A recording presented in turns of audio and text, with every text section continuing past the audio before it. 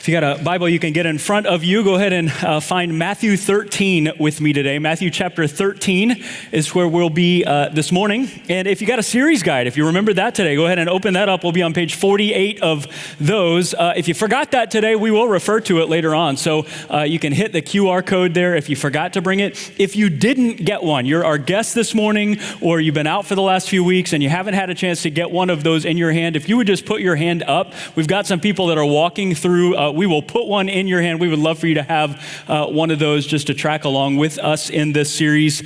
Today it'll be page 48 in those.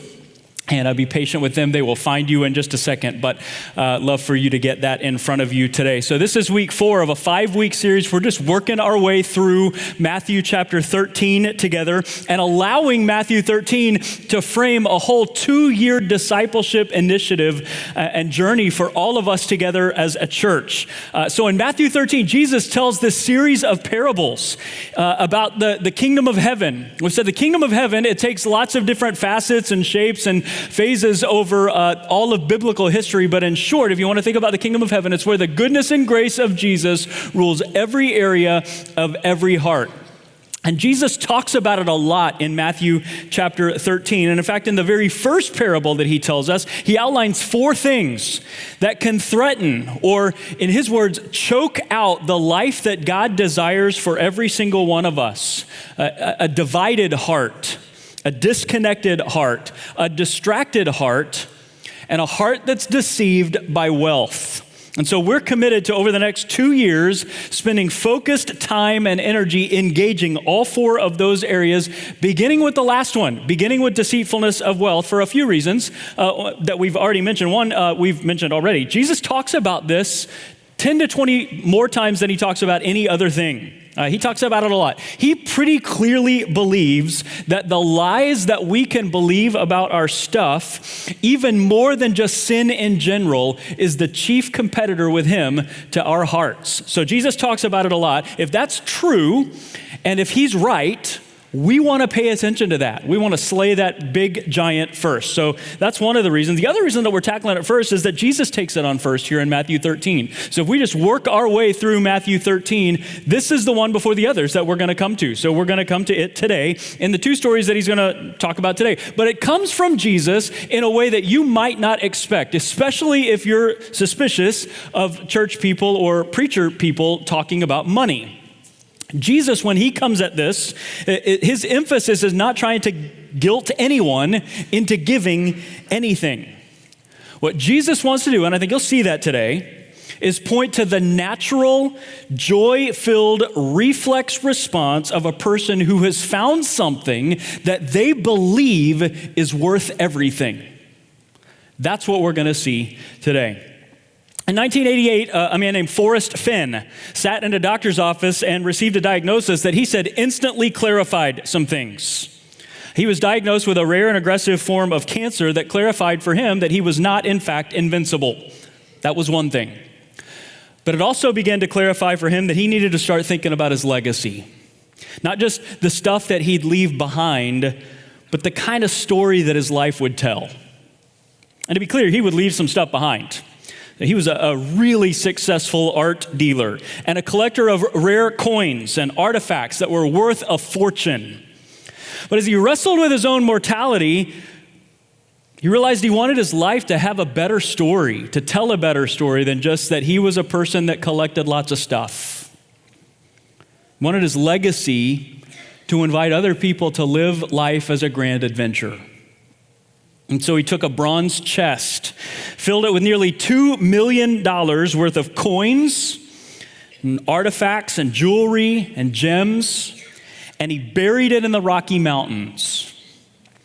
And then in 2010, he published a book called The Thrill of the Chase, which included a 24-line poem that he promised included all of the information a person would need in order to find the treasure he'd buried. Almost immediately, tens of thousands of people went full send on the discovery mission. They pored over the poem. They tried mapping out the clues that he gave.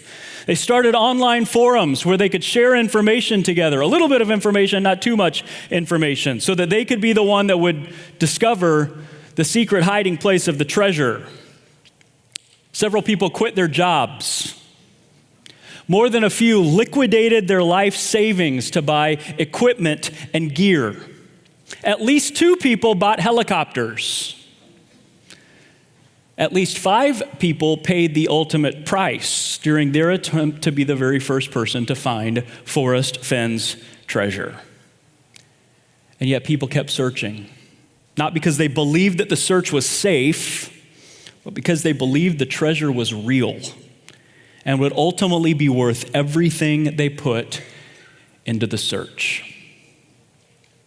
For a whole decade, the treasure was out there in the Rocky Mountains. And then on June the 6th of 2020, a 32-year-old medical student named Jack Stoof finally found the treasure. He confirmed it with Forrest Fenn before Forrest died, but for a variety of reasons, he still won't tell you exactly where he found it. But he will tell you how he found it. And it turns out for him to succeed, 3 things had to come together. The first one was validity. He had to come to believe that Forrest Fenn was telling the truth. There really was a treasure, and it really was as valuable as Forrest Fenn said. Validity. The second thing was a secret. He would have to come to understand something that everyone wouldn't understand.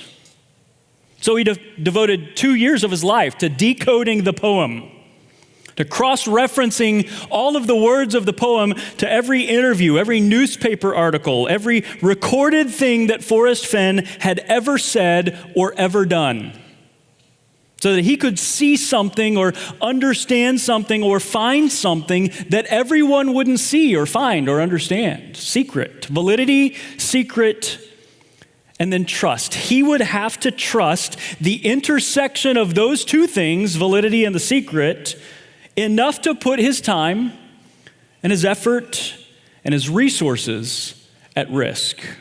The treasure had to be real, the secret had to be knowable, and Jack would have to go all in if he was going to enjoy the treasure. Matthew 13, beginning in verse 44. The kingdom of heaven is like a treasure hidden in a field. When a man found it, he hid it again, and then in his joy went and sold all he had and bought that field. Again, the kingdom of heaven is like a merchant looking for fine pearls. When he found one of great value, he went away and sold everything he had and bought it. These 2 stories are 2 of the shortest parables that Jesus tells. And yet they're really simple. They're shorter than a Forrest Fenn poem, but they make a promise that makes his treasure chest look like Monopoly money. Because Jesus isn't just talking about a bronze box filled with gold coins and rare artifacts. He's talking about the kind of life where the goodness and grace of Jesus rules over every area of your heart in a way that fills you with everyday joy. He's talking about something that, and we'll come back to this, doesn't cost you anything and is worth everything you have. Now, notice a couple of things that I think Jesus is trying to teach us in these 2 short stories that are really simple. The first thing to notice is this. It's true about both of these parables. The kingdom is hidden, but it's not hiding from anyone. Kingdom is hidden, but it's not hiding from anyone. So think about the first part of that. The kingdom of God is hidden. Okay, both of these stories just have an assumption baked into them right on the face, don't they? Like everybody's not going to see it. Jesus has said this a couple of times just in this chapter. First week, he said, this is why I talk in parables to begin with. Because there are a whole lot of people who will have ears, but they're not listening. Whole lot of people in the world that have eyes, but they're not going to be looking, just going about their everyday life with ears, but not to hear, with eyes, but not to see. what's right there to be seen and heard in front of them. They may want to be entertained by Jesus. They may want to be inspired by Jesus. They may even want to enjoy the fringe benefits of the kingdom, but they have zero interest in any king except themselves. So it's not a perfect illustration, but some of you that own businesses or lead organizations, you know how this goes. Like if somebody wants to lean into a relationship with you because they love your business or they love you or they're interested in what you're doing or the way that you're doing it in the world and they want to lean into a relationship with you and learn from you, you will tell them everything you know. But if you begin to sniff out that a person is leaning into a relationship with you, not for you, but for them, so that they can steal everything that you know, so that they can oust you from your company, so that they can do a hostile takeover of all of your ideas and lead it all in a direction that they want to take it and not the direction that you would send it, you may take an appointment with them, but you're not going to tell them anything. That's the kind of thing that Jesus is saying here. It's why he spoke in parables. If you want the secrets of his kingdom, but you want to stay the king and just leverage his promises or leverage his secrets or leverage his power for your own purposes, he's not playing that game. The kingdom is hidden for that reason. But if you want to lean into him, kingdom is not hiding from anyone. That's true for everyone. In fact, that's one of the things that's the same about the story. But the second part, notice what's different about these two stories. Notice the first one's a story about a guy who finds a treasure that's buried in a field. We don't learn a whole lot about this guy, but it seems like the way that his story is introduced, this is a blue-collar guy that's just out at work in the fields one day, and in their day, likely a day laborer or a foreigner who's out to work on a normal day, doing his normal work, and he stumbles across something that he wasn't looking for, but turns out was worth everything. The second person's different. The second person is not a blue-collar laborer, he's a white-collar investor. He's out intentionally searching for something of value, and he finds something that's more valuable than even what he thought he was going to find. After all of his searching, he finds something that's worth investing everything in. So that's one of the first realizations that I think Jesus wants us to have when it comes to the kingdom of heaven in these two stories. Kingdom of heaven is hidden, but it's not hiding from anyone. Whether you're a blue-collar or white-collar person, or rich or poor, or red or yellow or black or white, or uneducated or educated, or stumbling through life, or intentionally looking for something of value. The kingdom of heaven is hiding or hidden, but it's not hiding from anyone. Whoever you are, whatever you've done, wherever you've been, you can find it if you want to find it. That should be good news for all of us. It's not the only good news in the story. Second piece of great news is this: the kingdom is worth everything. The kingdom's worth everything. That's in both of these stories too, isn't it? And be careful, because you know I'm getting ready to make a straight line to your money, because Jesus does. But notice really clearly what I am not saying, because Jesus does not believe. Okay, I did not say the kingdom will cost you everything, because that is absolutely not what Jesus is saying here. It's actually the opposite of what Jesus is saying. So think about this. Here's how Webster defines cost. You ready for this? Cost: the loss or penalty incurred in achieving a goal. The loss or penalty incurred in achieving a goal. Okay, look at verse 44 again. When a man found it, this is the kingdom, this is the treasure, this is the pearl, he hid it again, and then, what are the next three words? In his joy, went and sold all he had and bought that field. That is not a guy that believes that this decision is going to cost him. He doesn't believe that he's on the losing end of something. There's no loss here in his mind.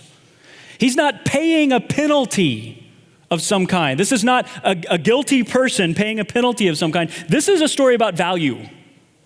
His perception of value. He does not believe that the treasure at the end of the day is going to cost him anything. But he believes it's worth everything. What's the risk of the cost? What's the loss? Well, in his estimation, the only loss, the only cost would come from sitting the whole thing out, from deciding not to engage in what he'd found, to walk away, to play it safe. The loss, the cost, the penalty, he'd experience that if he doesn't engage, not if he does. So that's the connection to our money. Before I go all the way there, make sure you hear me and hear Jesus. It's 100% about our money because it is 100% about more than our money, so much more than our money. That Jesus just says our money will always reveal it. The question isn't if we're treasuring something. The question is whether the thing that we're treasuring is actually worth our treasure. If the thing that we're treasuring can actually support the weight of our trust. Currency of the kingdom isn't money, it's trust. But our money is always going to show us where our trust is located, won't it? That's what Jesus is inviting us to consider in both of these stories. It's a question that he's inviting every single one of us to engage. Over the next 2 years, we're inviting and really challenging 100% of us who call Doxology our home to engage the invitations of Jesus here to let his goodness and grace rule over every area of our hearts.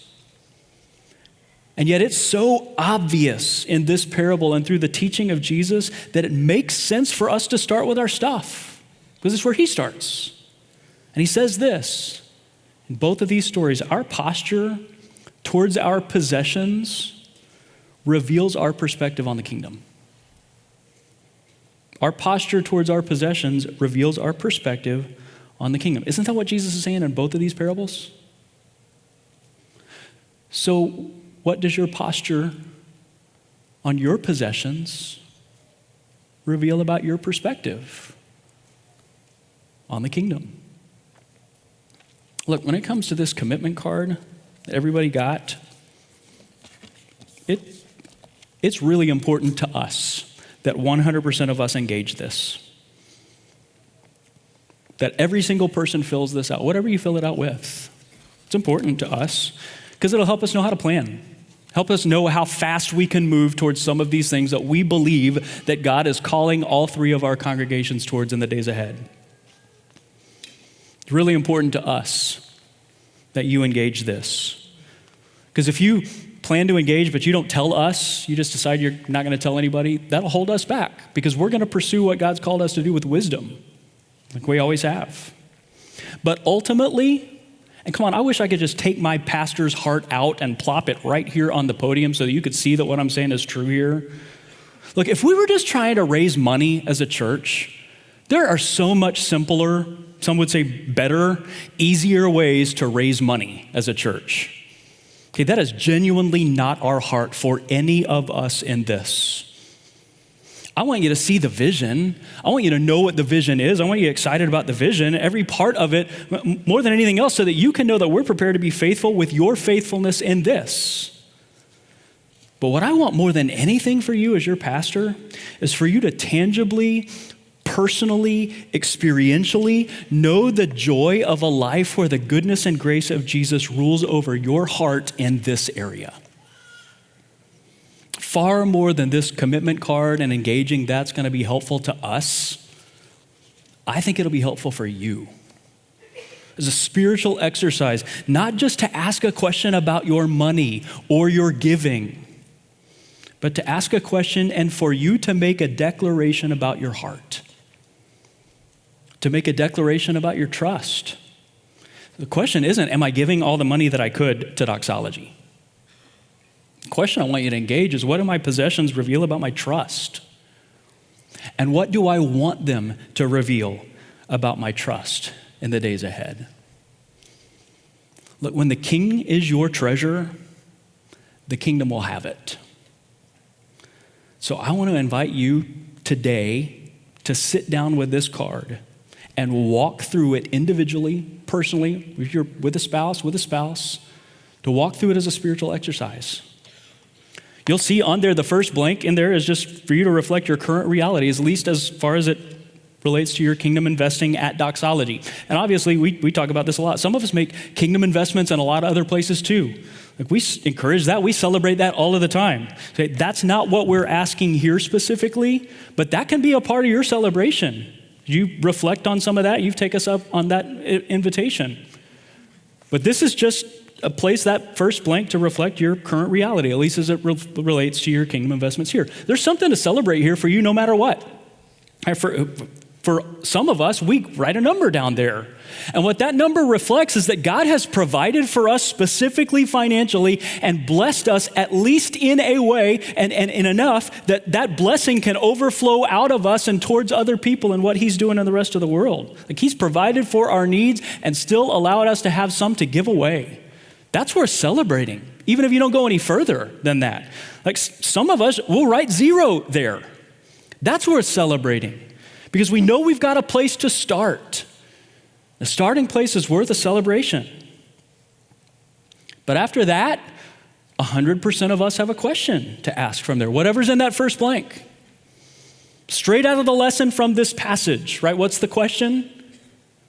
Right out of this passage, the very next question for us is, what does that reveal about my perspective on the kingdom?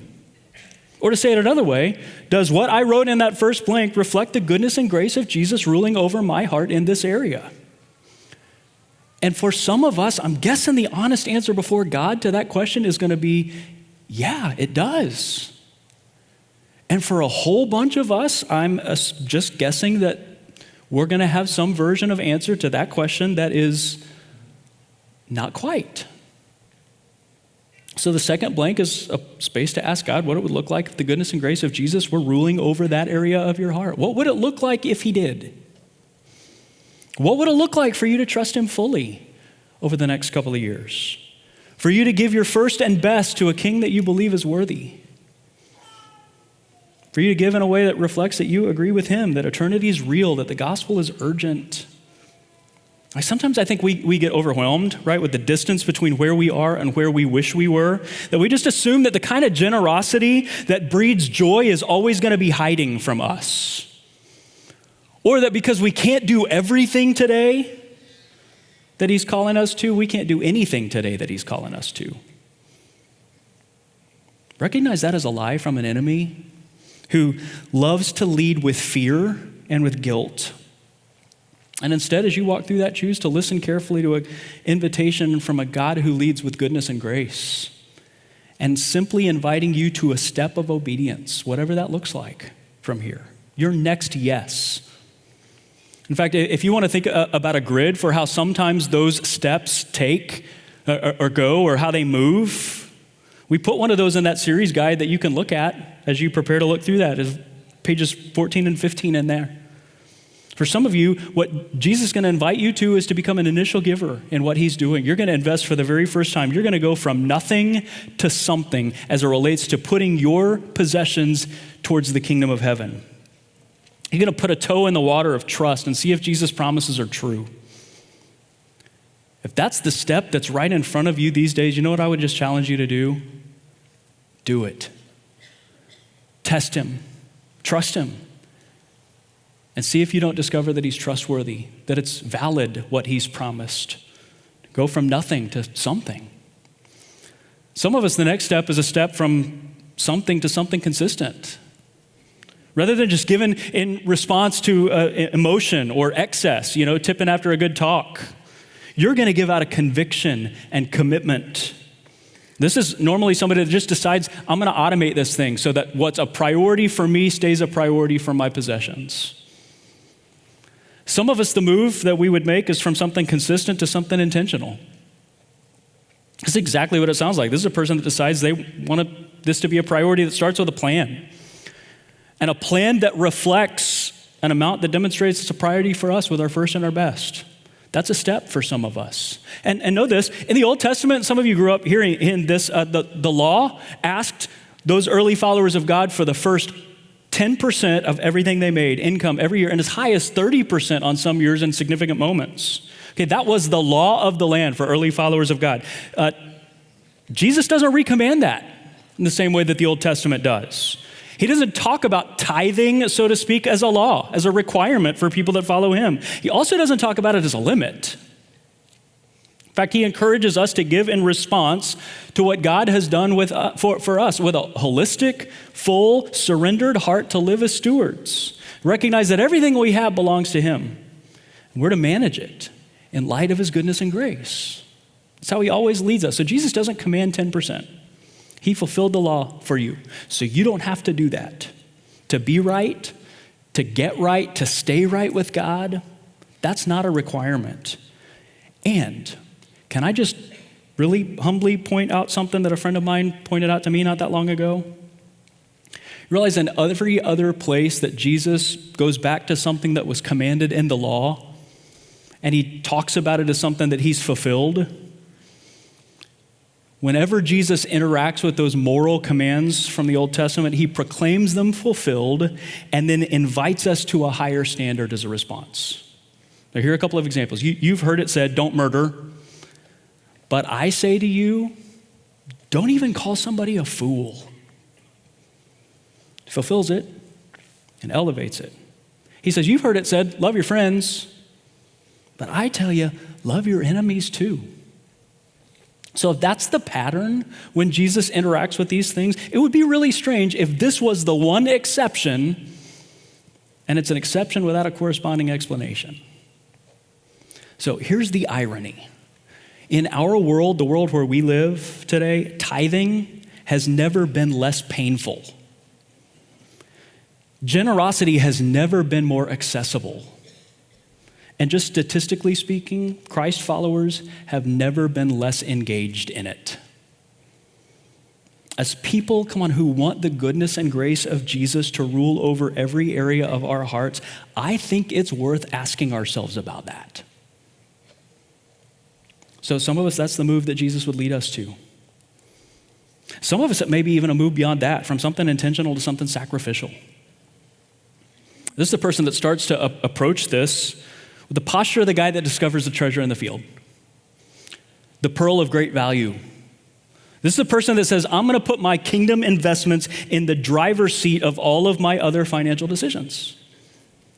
So honestly, this is a step that Carrie and I wrestled through a few years ago.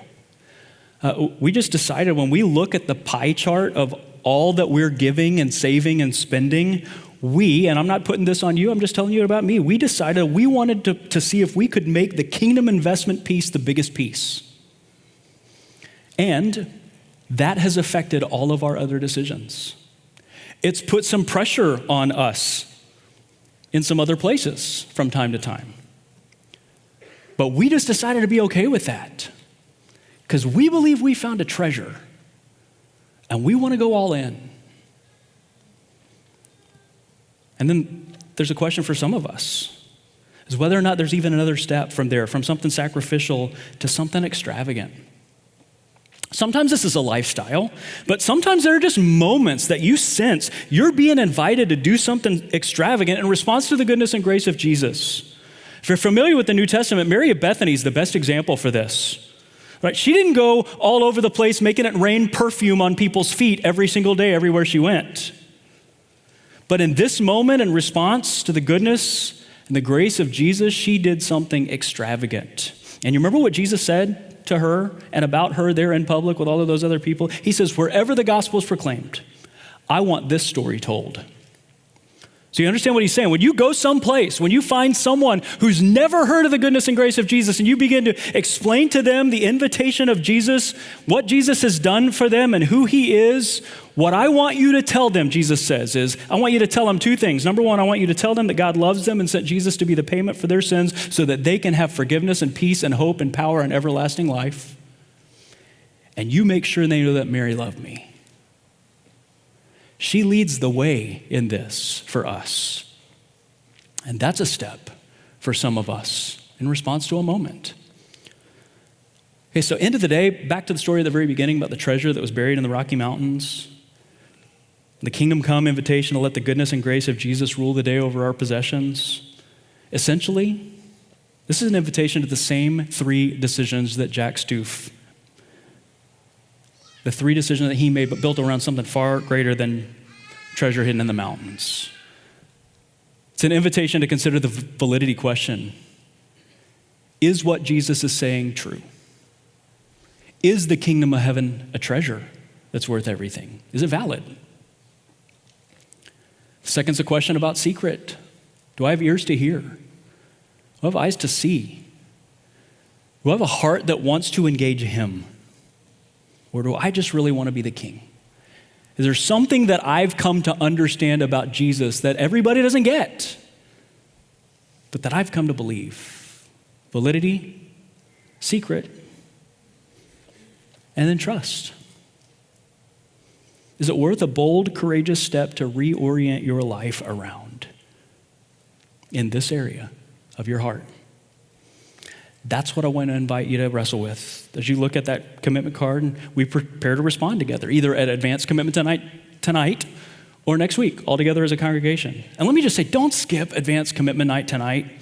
That's going to be really special. All 3 of our congregations coming together for some people to say, you know what, I'm ready and I'm not going to wait. I'm going to engage this and I'm going to engage this right now. I think it'll be a historic moment in the life of our church. But think about this. For Jack Stoof, finding a treasure required risk. But he came to realize that the true cost would have been walking away from something so valuable. That's what Jesus is inviting us all to consider. And I know it's a big step to trust him with your possessions, but it reveals and it reflects a perspective that I've discovered from experience is always worth it. And yet, lest you just think that that's a preacher story, check out this story of some people that are sitting near you today that wanted to encourage you in your journey, whatever that next step is for you. Check this out.